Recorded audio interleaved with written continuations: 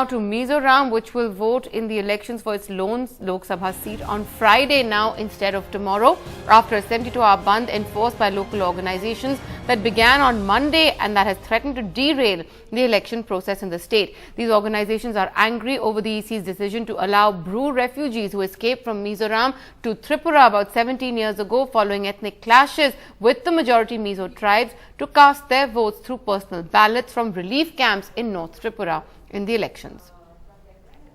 My colleague Alok Pandey now joins us from Mizoram for more on this. Alok, one seat in Mizoram, 1 day of polling, and even that is under this cloud of threat. Now, this refugee problem is not a new problem. Why is it again coming into focus at the time, on the very day of the polls, actually, in a manner of speaking? Well, Maya, this has been going on for a while in Mizoram. What happened was that over the past week or so, these organizations, the Mizo Students Union, the Young Mizo Association, these hold considerable influence over the entire state.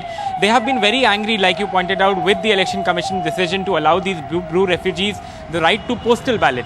They say if you want to vote, come back to Mizoram. Our government has been trying to get you back. Please come into Mizoram, vote from here, but we don't want you to vote via postal ballot. The Bru refugees, their representatives, they say that we cannot come into Mizoram. There is still a threat to our life. If we come back, we will be killed. Please give us the right to postal ballot. So the Election Commission said, fine, we'll give you the right to postal ballot. These organizations went ahead and ordered a bandh. A bandh in Mizoram, if enforced by these organizations, is totally complete. All of yesterday, not one single electronic voting machine could be moved to any polling center. No poll officials reported for duty in Mizoram. Then there was a series of negotiations which went on for hours between the government, the Chief Electoral Officer's office and these organizations. Now, we've been told by the CEO of Mizoram that they have decided to shift the polling from tomorrow to the 11th.